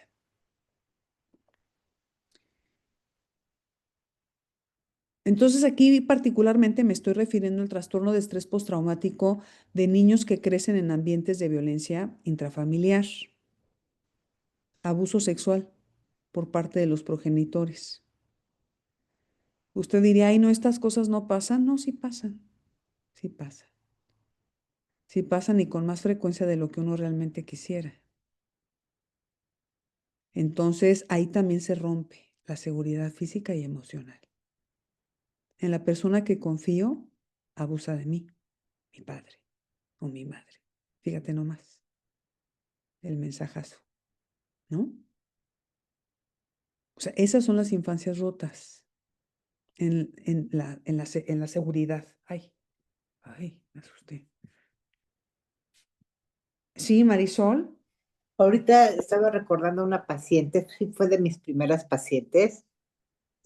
eh, Su primer, digamos, pérdida de seguridad fue el papá que los abandona. Ujú, Y entonces, cuando ella era niña y quería, por decir, que le diera 5 pesos para un chocolate, él le digo, pues no te los mereces, ¿no? A los 12 años mantiene una relación amorosa, si no es que 11, con una persona mayor de edad, ujú, tenía 19 años y a esa edad tuvo su primer relación sexual, ujú, pero él abusó de ella y incluso llegó a obligarla a que tuviera relaciones con otra persona. ujú. O sea, fue muy violentada. Como que empezó ella a normalizar los malos tratos con sus parejas. Sí, La última pareja, de verdad, era una persona que la maltrataba, era violenta. sí, A pesar de que ella logró ser profesionista y tener una buena posición económica, o sea, aunque venía de un nivel bajo, o bueno, no bajo, pero le iba muy bien porque su mamá era tamalera y de tamalera lo sacó adelante. Y ujú, entonces ella también vendía tamales los fines de semana y le iban súper bien. Pero qué difícil es, fue para ella, bueno, todavía sigue porque no ha podido terminar la relación con esta última pareja, a pesar de que ella sabe que le violenta. No es sí. una relación satisfactoria, pero de verdad Ujú, es una gran adicción a no poderse separar de él. sí. No, vamos a ver eso. Por eso el módulo que entra es todo el tema de la codependencia y ese módulo lo nombré los síntomas de la codependencia porque realmente nos vamos a dar cuenta que entendiendo todo lo que sucede en el terreno de las adicciones, vamos a entender qué es lo que pasa cuando dos personas se enamoran y tienen temas de adicción, ¿sí? Sí, pero aquí, ¿cómo marcó, o sea, escuchándote, cómo marcó ese rechazo por parte de su Sí, papá que no le dio esa seguridad, ese sentirse sí, amada, y cómo lo ha llevado en su vida amorosa, ¿no? sí, totalmente. Ese es el tema, ¿sí? Que normalmente la persona cuando ya desarrolló una adicción, ya a lo mejor tuvo algunas experiencias de pareja complicadas, ya hubo un consumo alto de alguna sustancia y en algunas ocasiones pues sí la tocada de varios fondos o un fondo muy terrible, ¿sí? Entonces, y eso normalmente sucede, yo me doy cuenta que más o menos alrededor de la treintena, ¿sí? Pero hay personas que hasta los 40 años les van cayendo el 20, pero en la treintena, las personas que han tenido una juventud muy acelerada, muy intensa, de mucho consumo, pues hacia la treintena empiezan a tener ya ciertas reflexiones importantes al respecto del camino en el que van, ¿sí? Y a ver cómo llega cada quien a esas edades. Es cuando las personas empiezan mucho a trabajar sus adicciones, a veces. Entonces, bueno, vamos viendo y van a ver también cómo, pues, la herida del abandono, la herida del rechazo, la herida de la insuficiencia, son de las heridas más comunes a nivel emocional que están detrás de las adicciones. El miedo a la soledad. Acuérdense que el miedo al abandono es el miedo a la soledad también, pero con cierto desdén, ¿verdad? El que es abandonado es porque no es merecedor de amor o porque no tuvo lo suficiente como para poder retener esa pareja. ¿Sí? Hay que ver cuál es la narrativa que hace sostenible esa identidad, ¿verdad? Aquí vamos a ir viendo el tema de la identidad también. Bueno, vamos a ver también acá las necesidades de amor y pertenencia. El afecto, intimidad, aceptación, amistad y familia.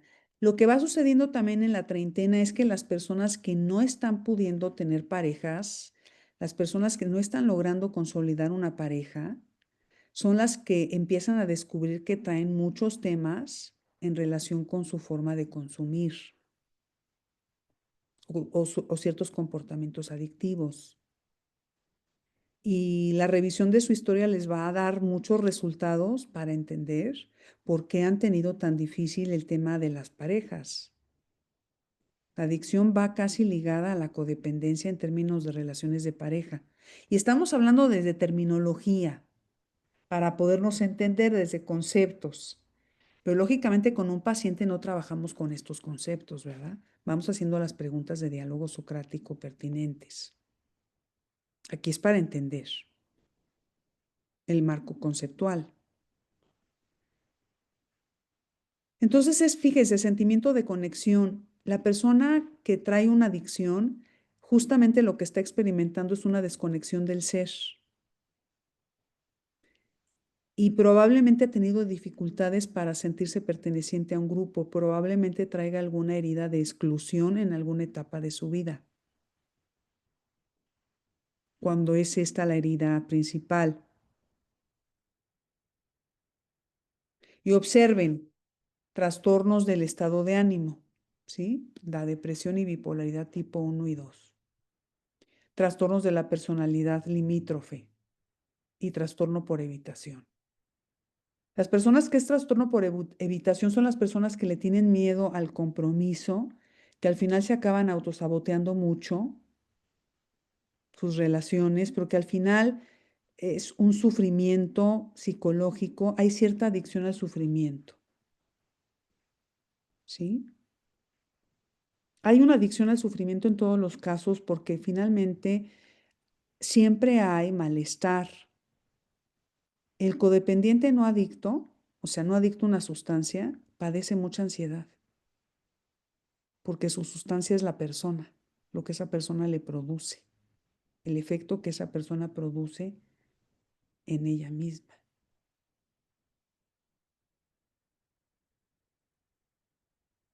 Bueno, entonces veamos la complejidad.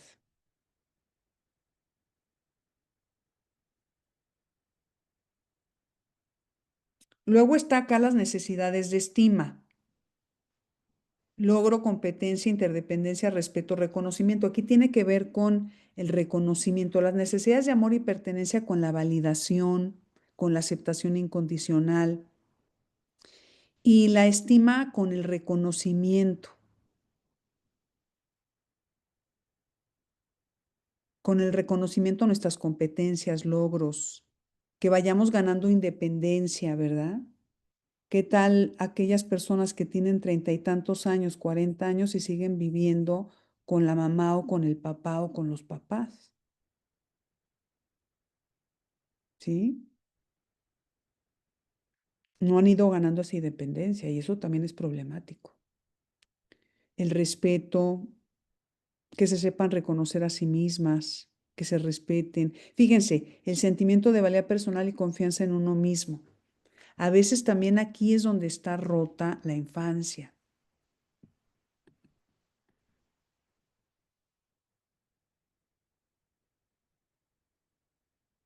Aquí observen cómo entra en juego el trastorno narcisista de la personalidad y también los trastornos del ánimo.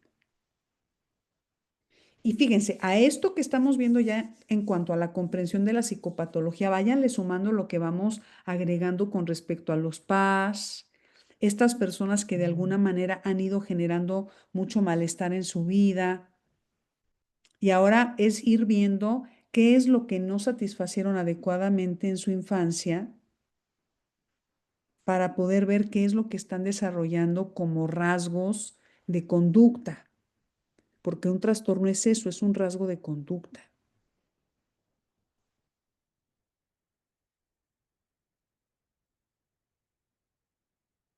Porque también esa es la parte de la autoestima que tendremos que trabajar. Hay que ir integrando todos los elementos que hemos ido estudiando para aplicarlo a este caso, ¿sí? Y luego están las necesidades de autorrealización, que es el desarrollo del potencial, creatividad, espontaneidad y aceptación. Fíjense cómo aquí ya empezamos con la búsqueda de significado y propósito en la vida. Cuando esto no está bien resuelto, pues fíjense, vienen las crisis existenciales y trastornos de la personalidad. Aquí les puse el ejemplo del esquizoide de la personalidad, que es un rasgo interesante porque son aquellas personas que son muy insensibles al sufrimiento de los demás. Son personas egoístas que solamente piensan en sí mismas y que a pesar de que ven a la otra persona sufrir, no sienten dolor, no son empáticos.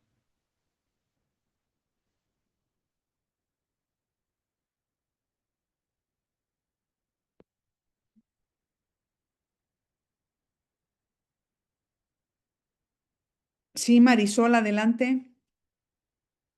No sé, a ver, ¿cuál es la opinión de ustedes? No sé si han visto esta serie del Doctor House, Yo no. ¿no? Ay, es que es un doctor. Bueno, hay un episodio que apenas acabo de ver de él. Son 8 temporadas, está en Netflix.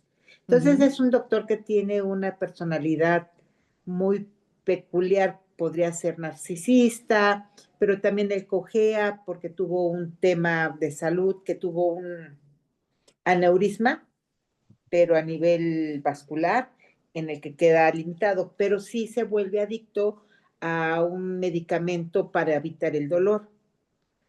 Y ujú. pero bueno, es que quería ver si la habían visto para ver si coincidían en que él, pues es adicto a una sustancia para evitar el dolor, pero Sí, como también él, su forma de relacionarse hace que en vez de que se acerquen, sientan distancia, rechazo. rechazo, pero es una persona brillante, Sí, que sí, a sí, fin sí, de sí, sí. cuentas, aunque él no le gustan las cuestiones sentimentales y eso, pero trasciende porque se está ayudando. Yo aquí me pongo a cuestionar, si ayuda a la gente porque quiere evitar que las otras personas, o sea, le salva la vida, o como algo para él vaciar, para llenar ese vacío que tiene. Ujú, sí. Es que fíjense, el vacío existencial es una realidad de fondo de todos estos personajes que tienen el desarrollo de adicciones. Y digo personajes porque son personas singulares, ¿verdad? Como todos. Pero aquí en el sentido también de los trastornos de los trastornos que han desarrollado. Por lo pronto tienen el trastorno por consumo de sustancias, sobre todo cuando ya es problemático, ¿verdad? O sea, problemático es cuando ya les comenté, deja de trabajar, solamente está pensando a ver a qué horas va a consumir, cómo conseguir lo que va a consumir, o los que tienen el comportamiento lo mismo, ¿verdad? O sea, su pensamiento está centrado en eso, entonces pierden foco en otras actividades. Y finalmente, pues a veces se pueden perder, ¿verdad? Por semanas, días, o de plano ya vivir así. Vamos a ver también qué sustancias son más adictivas. Ujú. Entonces, claro, a veces son personas que sí generan cierto autorrechazo porque tienen personalidades complejas. Otros no, otros son más seductores porque tienen algunos rasgos narcisistas. Y acuérdense que todos los rasgos narcisistas están ligados con ciertos dotes para la seducción y el encanto en la primera vista, ¿no? En la apariencia. Ya después empiezan a salir todos estos rasgos conflictivos, ¿verdad? Entonces, pues hay que ir observando y en la medida en la que nos va contando su historia, también vamos entendiendo el tipo de relaciones que establece y qué características tienen estas relaciones que establece, cómo es su dimensión social. Es muy importante observar su dimensión social a través de su relato. Y bueno, por supuesto, trabajar lo que siempre trabajamos de profundizar, ¿verdad? Para ir entendiendo lo que hay detrás. Y por supuesto, la sobriedad, ¿verdad? Fomentar la sobriedad en todo momento. Preguntar por la sobriedad. ¿Qué está haciendo? ¿Cuál es su terapia ocupacional? Es importante de pronto revisar sus rutinas. ¿Qué hace? Ujú. ¿Qué hace para ver si está incrementando ejercicio, actividad física, si está empezando a cuidar mejor su salud? ¿Qué está haciendo con la ansiedad? ¿Sí? Este tipo de cosas que nos permitan ir viendo, pues, cómo va realmente modificando su actitud.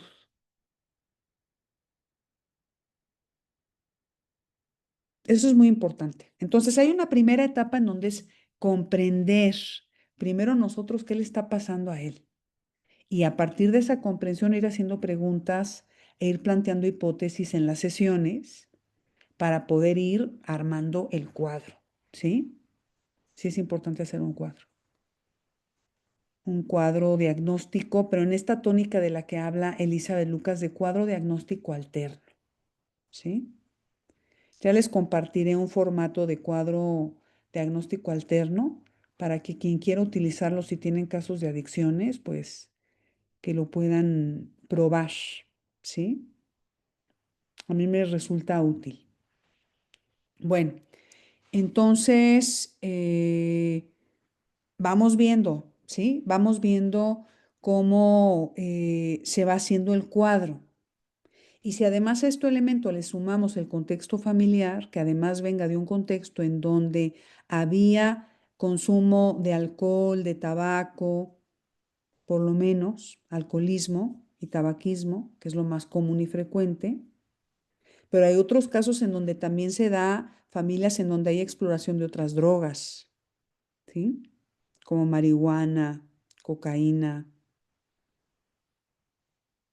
drogas naturales. En fin, hay una gama bastante amplia de drogas. Ya veremos también un poquito una clasificación del tipo de drogas para que veamos también los niveles de adicción y el tipo de experiencias que promueven, ¿verdad? Porque eso es el sistema de recompensa, la experiencia que se tiene a través de un estado alterado. Bueno, entonces, todo esto es importante para ir viendo todo lo que hay detrás de una persona que tiene una adicción. Se fijan, ya nos vamos quitando los estigmas, ¿sí? Y vamos entendiendo la problemática tan profunda que hay detrás de un adicto. Y que son personas que tienen mucho que dar, pero que de alguna forma están atrapadas en esta esclavitud que son las drogas. Y los consumos también y los comportamientos, ¿verdad? Todo lo que tiene que ver con los trastornos de adicción. Esta pirámide de Maslow que les presenté de forma en un cuadro como resumen, si se fijan, empieza por el nivel más bajo que son las necesidades fisiológicas. Es lo primero que tenemos que cubrir y es nuestro primer nivel de apego con mamá. Y aquí quiero detenerme en algo porque si traemos temas con los trastornos alimenticios, en esta etapa de supervivencia básica, el hambre no fue satisfecha de una forma adecuada. O hubo sobreabundancia, o hubo carencia, o desorden, ¿sí? Y de alguna forma este apego inicial no se da de una forma adecuada. Tal vez nunca se le dio de mamar al bebé, se dio con mamilas, o sea, hay muchísimos factores con respecto a la manera en cómo se vive este primer contacto con la mamá que representa la nutrición y el cuidado y el apego que también nos va dando mucha contención en ese sentido. Mari, adelante. Mayra, quisiera platicar un caso, es de una compañera incluso.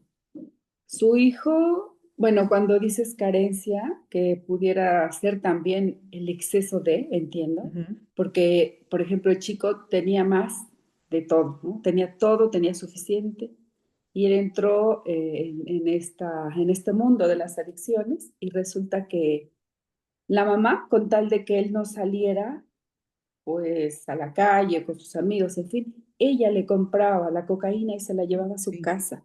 Entonces, el chico en algún punto falleció porque no fue solo esto, fueron muchas otras cosas, pero mira a qué grado existe este sobreabasto de todo.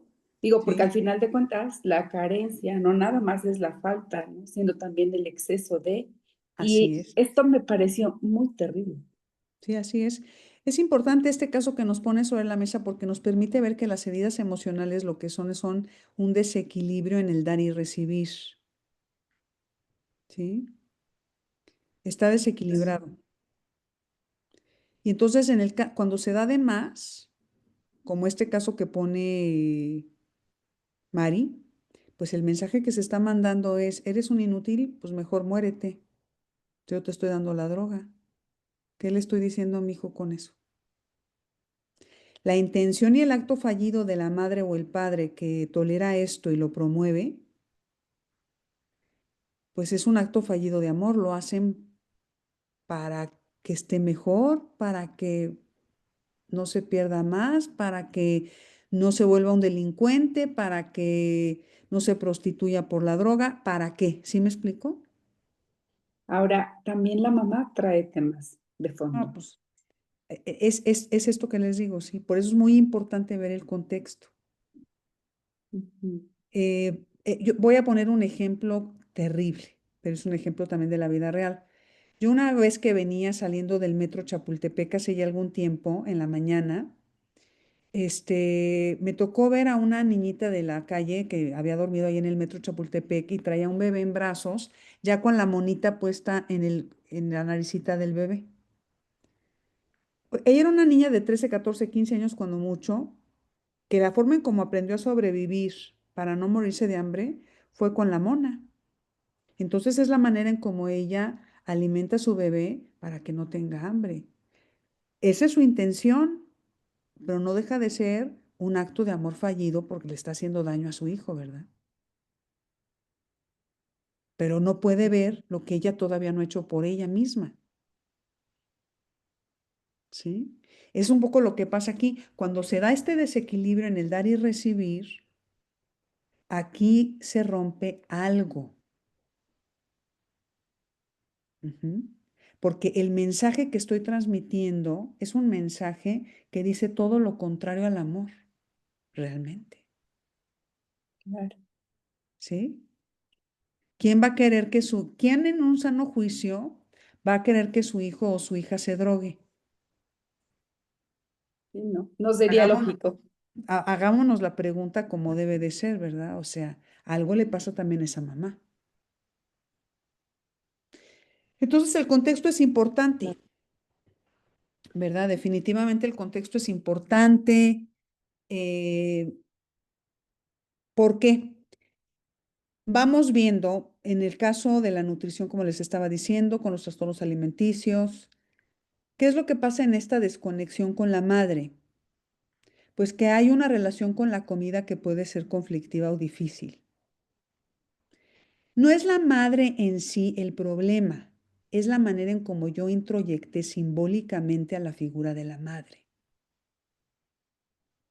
O sea, vamos creando nuestro mundo simbólico interno a través de estas experiencias con nuestros cuidadores principales. Esto es muy importante, es lo que les he comentado que tiene que ver con las proyecciones fantasmagóricas, ¿sí? Fantasmáticas, de las que habla Cyrulnik. O sea, son esas introyecciones que hacemos de experiencias que tuvimos con nuestros padres y que se quedan simbolizadas en una imagen, en un sentimiento, en una sensación. ¿Se acuerdan que hemos hablado bastante de esto, no? Más o menos, dice Tere. A Miriam la vi que se quedó como pensando si sí, si no. A ver, si no, pregúntenme y lo vamos clarificando, porque aquí es lo que se pone en juego. Sí, yo la verdad no me acuerdo. ¿Han escuchado la palabra introyectos? ¿Sí? Bueno, los introyectos son aprendizajes que hemos internalizado con respecto a la relación con nuestros padres, con respecto a nuestra familia, y ese introyecto se convierte en un pensamiento o en una sensación o en una emoción que para mí tiene un significado, un símbolo, ¿sí? Y ese va constituyendo mi mundo interno. Por ejemplo, si mi mamá me dejaba llorar mucho antes de darme de comer, y hasta que aprendí a que mejor ya no lloraba porque de todas formas no me hacían caso si llorando sin llorar, ya para qué sufrir. Fíjense, nomás ya se vuelve insensible el bebé, ¿sí? Entonces, ¿qué introyecto va a ser de la cuidadora o de la mamá? Pues mi mamá no me quiere, ¿sí? Eso es un introyecto. Mi mamá no me quiere, nadie me cuida. Estoy aquí solito, no importa si lloro o si no lloro, de todas maneras sigo teniendo hambre.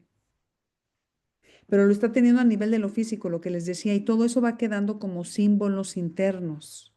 Entonces, cualquier estimulante externo que vuelva a detonarnos esa sensación de desprotección, de desamparo, de abandono, nos va a activar toda esa simbología interna, que son emociones, que son sentimientos, que son pensamientos, que son recuerdos. ¿Sí? Eso es lo que constituye nuestro dolor emocional primario. ¿Sí? Entonces, no es que mi mamá no me quiera porque no me atendió. Mi mamá no me dio de comer bien porque, pues, ¿cuál es la historia de tu mamá? ¿La conoces? A veces para que los hijos puedan perdonar a los padres necesitan conocer la historia de los padres. ¿Sí? Entonces hay que hacer ese tipo de ejercicios también para que vayan descubriendo la historia de sus padres y se den cuenta de que a veces los padres que los educaron eran unos niños interiores lastimados, jugando a las guerritas. Bueno, Mari, Quisiera comentar un caso. Llegó una paciente con su niña de 5 años con un callo en un dedo, en el dedo pulgar de la mano derecha. Y me dice, bueno, es que ya lleva así más de un año y no sé por qué tiene esto. Hay una succión digital, ¿no? Que le va causando toda esta atrofia de la piel, del dedo. Y le digo, ¿en qué momentos lo hace? ¿Usted se ha dado cuenta? Y me dice, no, pues no, un día lo descubrí y pues bueno, ella me comenta que no le duele y pues yo la quise traer para saber si esto es algo que le puede causar mayores problemas. ujú, Y le pregunto a la niña, oye, ¿por qué tienes tu dedo así? A ver, platícame, ¿qué es lo que haces? Y su respuesta inmediata fue, es que cuando mis papás pelean, yo me escondo y me chupo el dedo. ahí está. Entonces, bueno, digo, es ad hoc a lo que acabas de comentar, ¿no? Digo, ahí. Totalmente, es un gran ejemplo, Mari. Es un gran ejemplo de cómo si realmente prestamos atención, nos vamos a dar cuenta cómo el cuerpo también a veces trae señales. Y que aquí no es que le estén golpeando directamente a la niña, pero de manera indirecta sí. Ese es el abuso emocional, el maltrato emocional, que se está viendo reflejado en cómo se está chupando el dedo, ¿verdad? Claro, Así es. gracias, Nati. No, gracias a ti, Mari, por el ejemplo. Muy bueno. Marisol, Ahorita estoy pensando también en Bowlby, que es la de teoría del apego, que habla sí, también ay, se me olvida, si es el holding, o sea, la manera en que la mamá abraza, carga al bebé, exactamente, como esa parte que hace que se sienta contenido o seguro. exactamente. Y pues lo que vimos, ¿no? En el círculo pasado, o sea, pues la memoria, el cuerpo tiene memoria. Así es. Y pues sí, hay la impresión a nivel, ay, bueno, no sé si de la amígdala, donde pues tenemos nuestras memorias que a veces son traumáticas, ¿no? Que Sí, en la podemos no amígdala. recordar. Ujú. Sí, nada más sería eso. Sí, sí, sí, exactamente, Marisol. O sea, toda esa parte del holding, el abrazo. Acuérdense que el bebé lo estamos estimulando a través del contacto con la piel porque es el órgano principal del bebé en ese tiempo. Es a través del cual descubre el mundo. Después será con la boca, ¿sí? Pero de alguna manera, si no recibe la estimulación suficiente desde la parte física, va a tener esa carencia en cuanto a la atención, que también aquí implica a veces con el rasgo de no sentirse visto. Puede darse desde este momento o después en la primera o en la segunda infancia. Bebé desde los 0 a 1 año. Primera infancia de 1 año a 3, 4 años.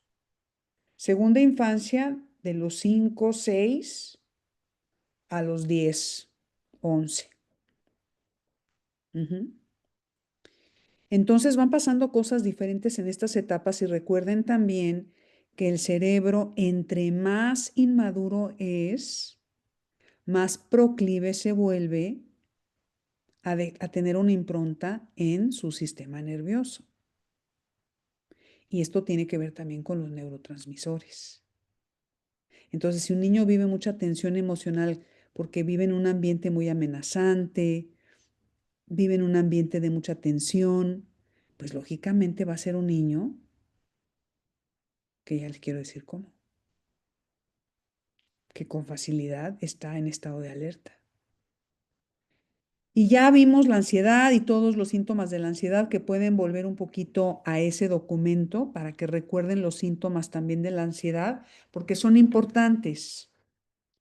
En los adultos, cuando traen el trastorno de ansiedad, tienen diferentes síntomas de esos. Podemos marcar varios. No todos, no tiene que sentirlos todos, pero sí por lo menos unos 3, para que ya se pueda hablar de que está teniendo ansiedad. Entonces, sí, Marisol, así es. Gaby, A ver, estoy un poco confundida. sí, O sea, los introyectos, entonces, es lo que no tiene nada que ver con lo que hace realmente la persona, sino cómo yo interpreto eso que hace. sí, así es. Ok. Por ejemplo, les comparto, mi mamá, esto me lo cuenta, obviamente yo no me acuerdo de eso, pero mi mamá me sobreprotegía muchísimo, Ujú, porque decía o pensaba que algo me iba a pasar. Entonces, no me sacaba, no, o sea, me tenía guardada. Entonces, un día me enfermé y me llevó al doctor. Y el doctor le puso en la receta la palabra sol, sol, sol, sol, sol, sol. O sea, ujú, que era lo que necesitaba yo, que me ujú. diera el sol, el aire, ¿no? Claro, Y yo, o sea, ahora yo conociéndome, observándome, pues yo siempre he tenido como miedo a, por ejemplo, con el sol tengo un issue, ¿no? ujú, Soy alérgica al sol. Y siento como que esta parte yo la interpreté como eres demasiado frágil, sí, eres demasiado tonta, no tienes esta fuerza suficiente como para enfrentarte al mundo.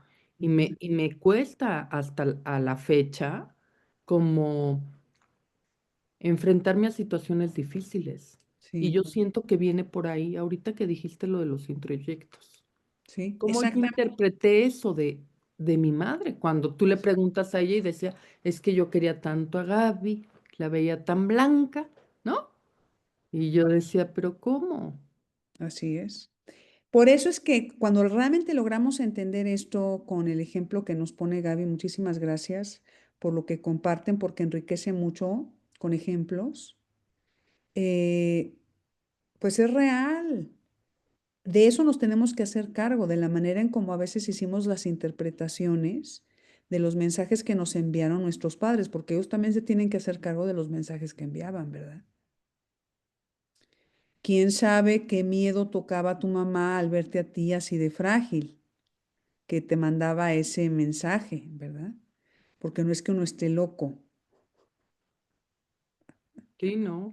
¿no? ¿Sí me explico? O sea, ahí es donde se van dando no lo hacía con esa intención. Yo por eso digo, acuérdense que también Frankl habla de la intencionalidad, ¿verdad? O sea, la intencionalidad es un mensaje que a veces no se trasluce explícitamente, sino que va como subtexto, con nuestros gestos, nuestra mirada, nuestras actitudes y nuestros comportamientos. Y a veces la palabra, pues es otra cosa. También eso crea desajustes en la percepción. O sea, hoy que la escucho, digo, pues no era su intención No era hacer su una intención, persona exacto, así, pero exacto. me hizo. O sea, el daño está hecho y hay que Claro, trabajarlo. pero aquí lo que yo lo diría así, Gaby. O sea, con esa conducta tu madre hizo daño, no me Mm, hizo daño. Porque cuando yo digo me ok, hizo daño, estoy intencionándola, ¿sí? como Que sea adrede. como adrede. Ok. ¿Mm? Y en realidad un acto fallido no es adrede. Un acto fallido es un acto de amor que está intencionado desde las emociones de los padres y que a veces son emociones que están ligadas con miedo, con enojo, con decepción, con frustración. Y que eso es lo que transmiten, ¿sí? Pero no es que no me lo hacen con su conducta, con su comportamiento, y pues yo lo pesqué. O sea, esa es la parte de la que yo me tengo que hacer cargo, que sí me compré esa intencionalidad. Ujú. Esas son las proyecciones fantasmáticas sí, fantasmáticas de las que habla Boris Cyrulnik, cuando yo capto esas intencionalidades y las hago propias, y entonces se convierte en un introyecto, en una imagen interior, que va a estar ligada a recuerdos, a sucesos, ¿sí? Gracias, Mayra. Gracias a ti. Mari, Mayra, entonces el introyecto es la forma en la que yo aprendo lo que pasa y lo internalizo. Está aquí adentro, es como lo está interpreto. está Y dentro. la impronta es la huella que eso deja en mí. Sí, ¿Cómo la es? impronta es la huella que eso deja en tu sistema nervioso. Ok, Ujú, gracias. exactamente. Bueno, entonces, si les parece, vamos a quedarnos hoy hasta aquí. Les voy mandando las fichas de trabajo y lo que vamos a revisar para la próxima semana. Al ratito mando la grabación y pues bueno, cualquier cosa, duda o inquietud que quede, lo podemos ver al inicio de la próxima sesión. ¿Sí? Que tengan muy buena noche, que descansen. Gracias, Qué Mayra. gusto saludarlas. Bye bye. Chao, Mayra. Gracias, nos Gracias. vemos. Hasta mañana. Gracias. Bye bye.